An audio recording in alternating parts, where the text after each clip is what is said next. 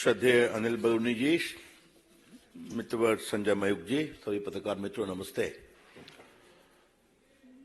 कल पार्टी की ओर से सुप्रीम कोर्ट के फैसले के बाद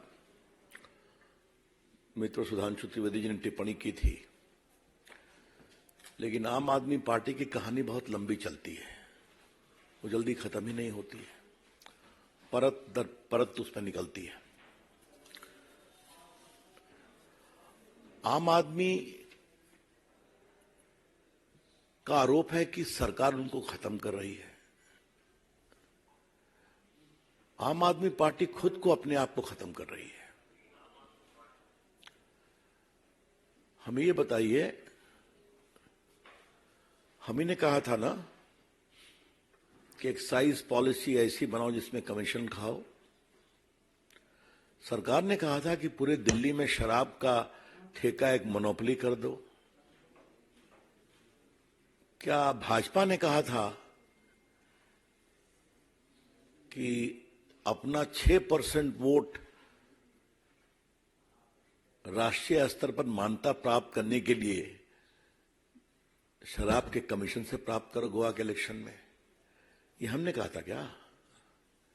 तो गलती करेंगे आप, भ्रष्टाचार करेंगे आप, अपराध करेंगे आप, और कार्रवाई होगी तो परेशानी है। ऐसा कैसे चलेगा भाई?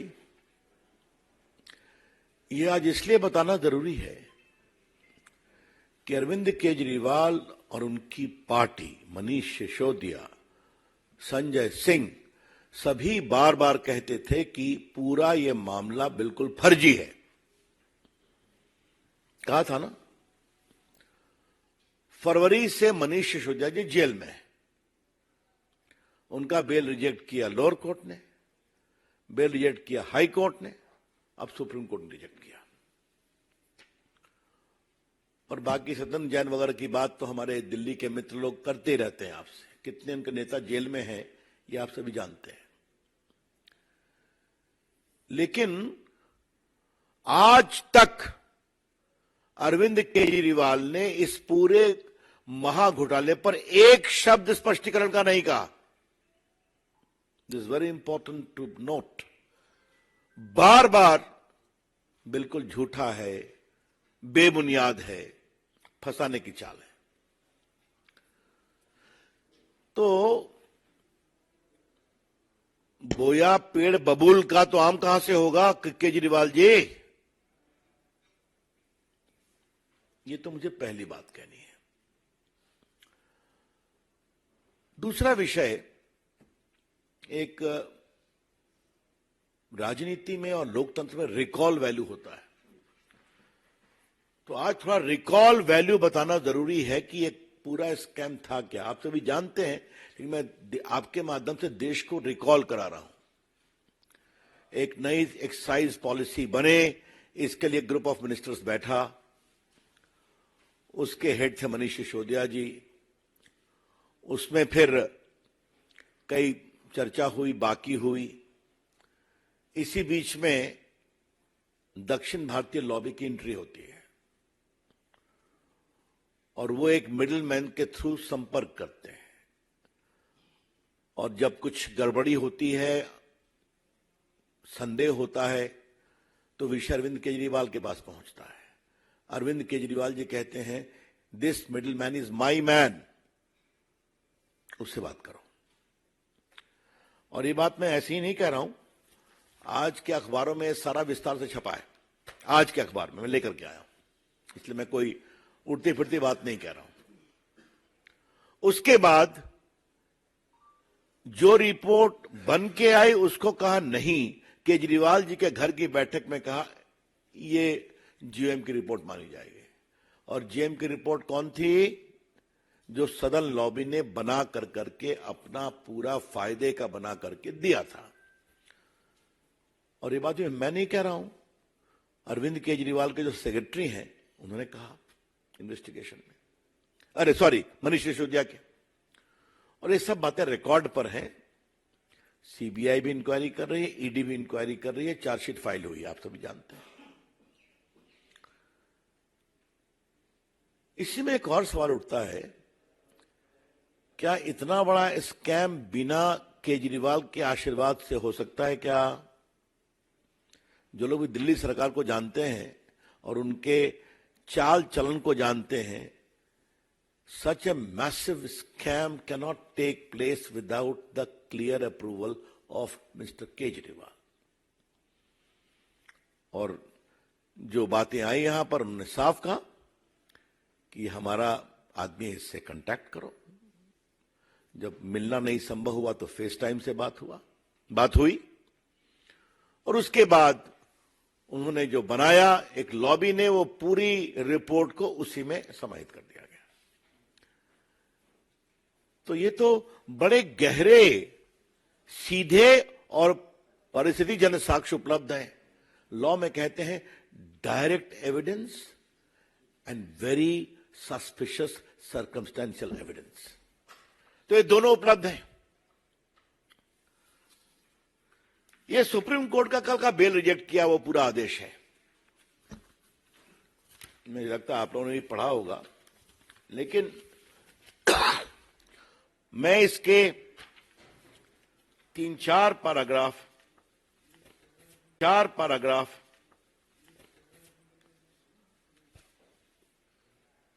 पढ़ रहा हूं।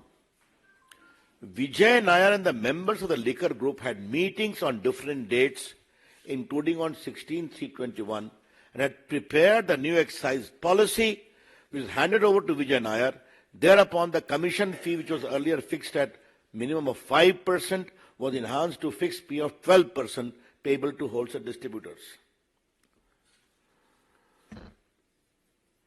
The appellant Manish Sisodiya was aware that three legal manufacturers have 85% share in liquor market. सब मैं सुप्रीम कोर्ट से कोट कर रहा हूं।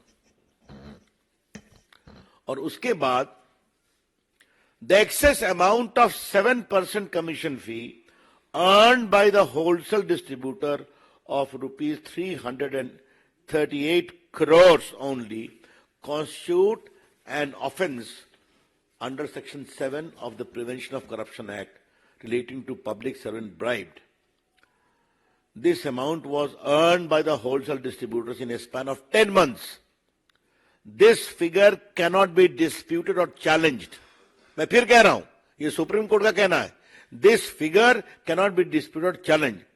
Thus, the new excise policy was meant to give windfall gains to select few wholesale distributors who in turn had agreed to give kickbacks and bribes.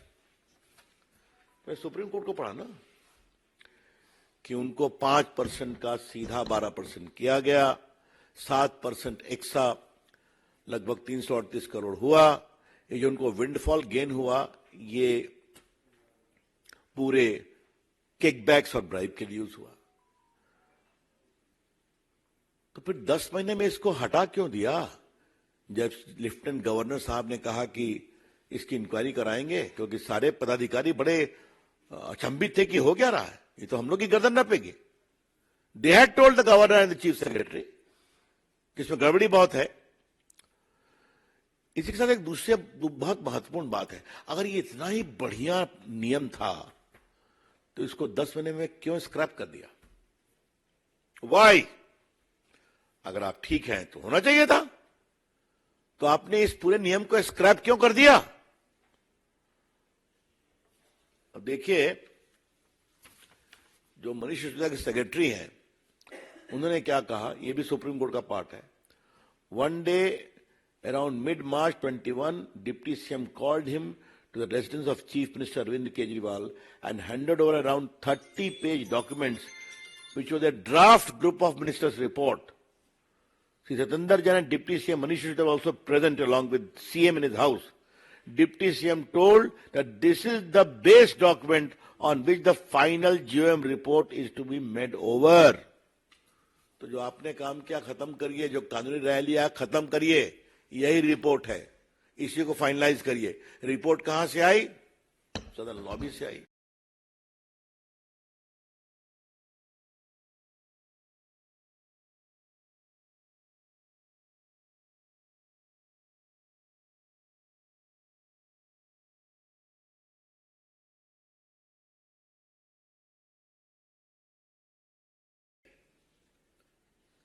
जैसी करनी वैसी भरनी। जो आपने किया, और मैं उसको स्ट्रेट अवे अगर प्रश्नों के रूप में रखूं तो पहला सवाल, आपने एक्साइज पॉलिसी जो जीए में बनाया उसको बदला क्यों? क्या कारण थे? नंबर एक। और बदला तो क्या ग्रुप ऑफ मिनिस्टर्स का कोई रिकॉर्ड है क्या बदलने की मीटिंग का? या जो नायर साहब लेकर के आए उसी को मान लिया? नंबर तीन, 7% से 12% क्यों किया?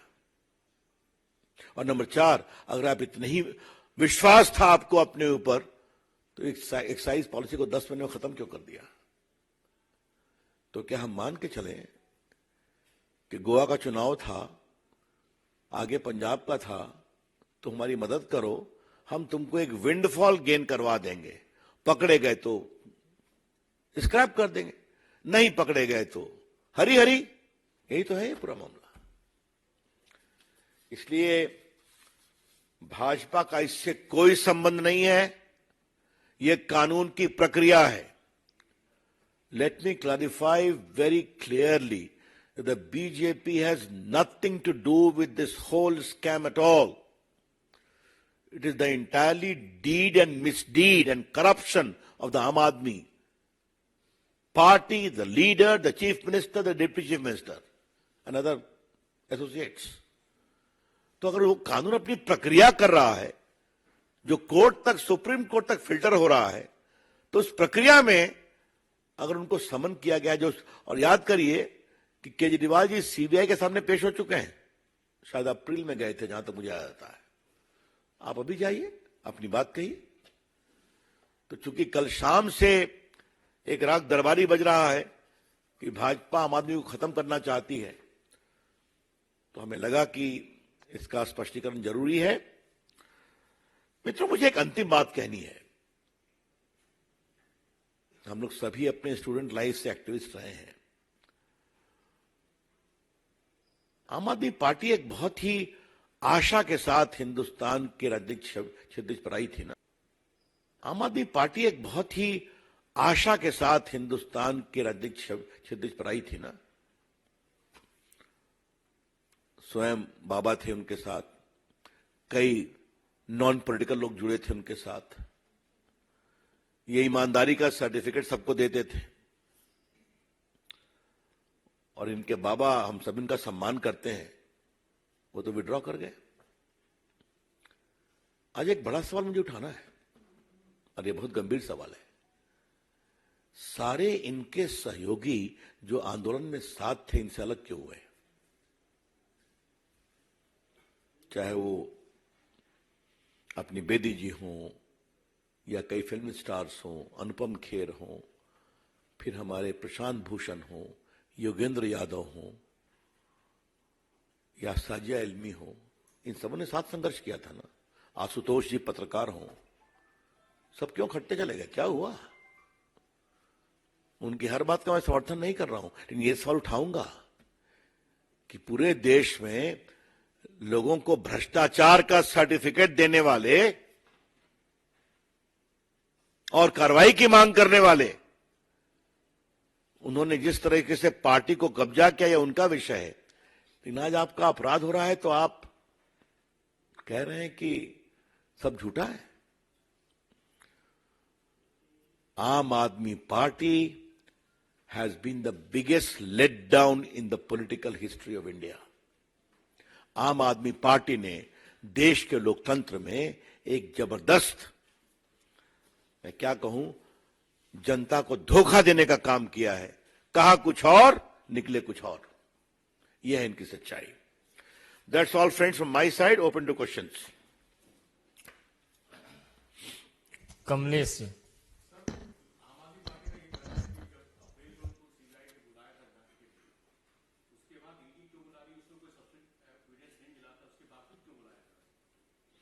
ये तो उनका कहना है ना। चार्जशीट पढ़ लें, ईडी की भी पढ़ लें, सीबीआई की भी पढ़ लें। और मैंने तो कहा, वो पूरा आपको दिखाया था आज का अखबार जो छपा है ना पूरा। क्यों कहा गया he is my man, talk to him? ये क्या है? क्यों उनके घर में बैठक हुई और सेक्रेटरी को कहा गया कि पुरानी रिपोर्ट छोड़ो, यही रिपोर्ट चलेगी? सच्चाई है।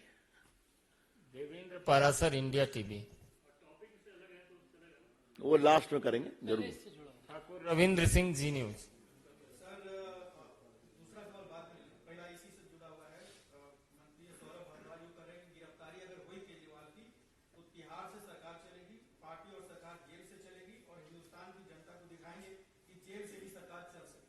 ये कौन सी नई बात है भाई?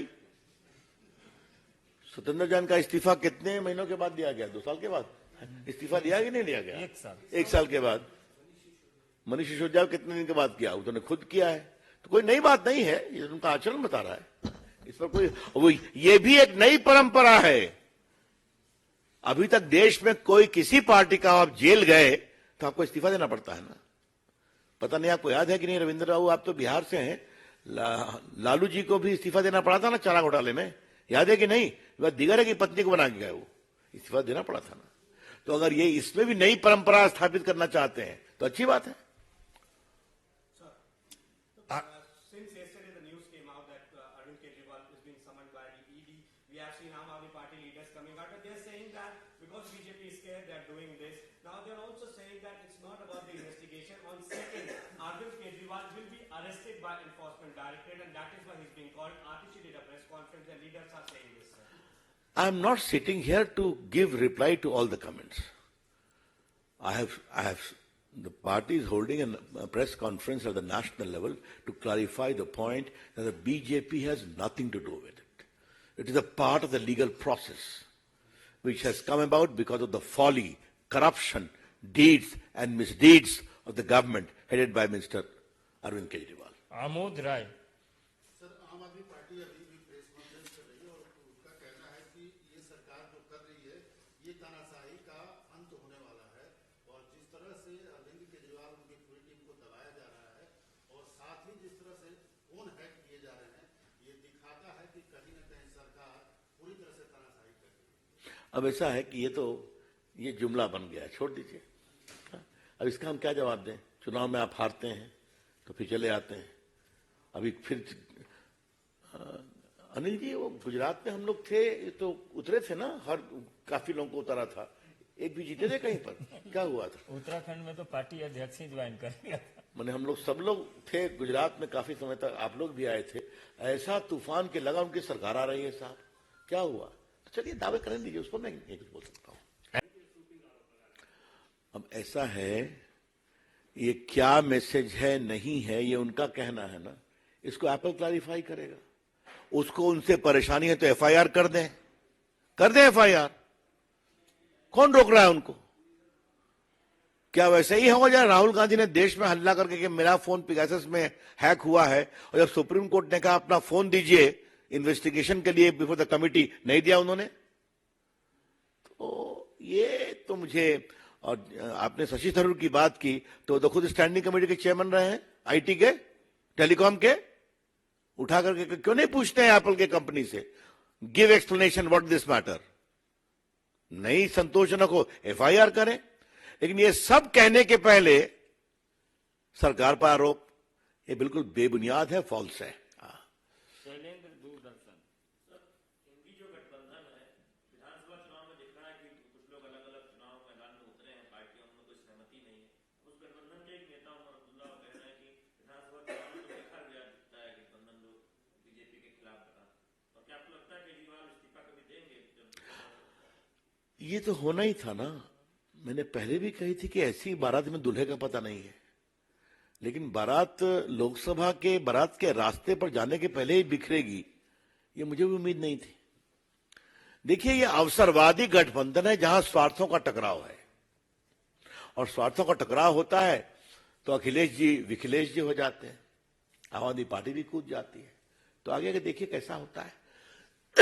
केजरीवाल जी इस्तीफा करेंगे कि नहीं करेंगे, ये ऐसा विषय आपने उठाया है जिस पर मुझे बहुत गंभीर चिंतन करना पड़ेगा कि वो करेंगे नहीं करेंगे, देखा जाएगा, स्थिति आए दीजिए। लेकिन एजेंसीज क्या करेगी, it is none of our concern. ये उनका विषय है। Aishwarya Paliwal, India today.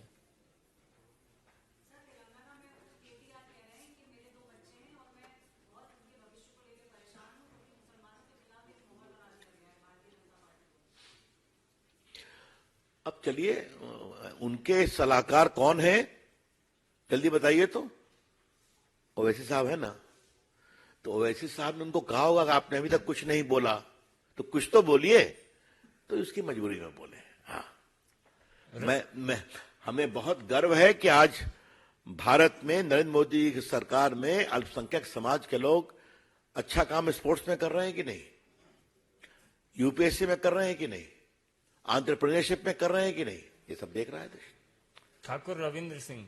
राहुल गांधी के स्टाफ हो या फिर ओवैसी हो या फिर दूसरे जो नेता आम आदमी पार्टी के नेता हो या फिर अखिलेश यादव, सबका आरोप है कि उनके ऊपर पर इस तरह के अलर्ट आ रहे हैं कि सरकार भी सिस्टम से घुसपैठ हो रहा है, हैक कह रहा है, और वो लोग कह रहे हैं कि ये सारे जो सिस्टम से आ रहा है हम लोग के पास आ रहा है, जबकि बीजेपी और पार्टी पास क्यों नहीं जा रहा है।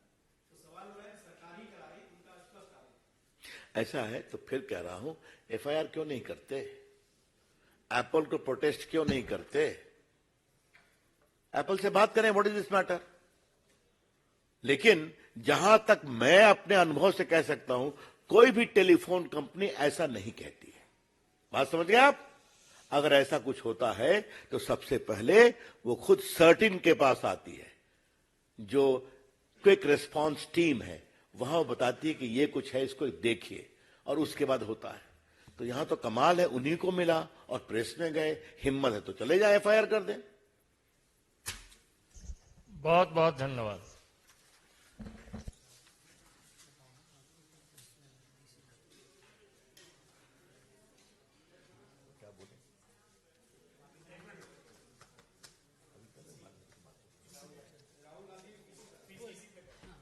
पांच मिनट के बाद फिर मिलते हैं।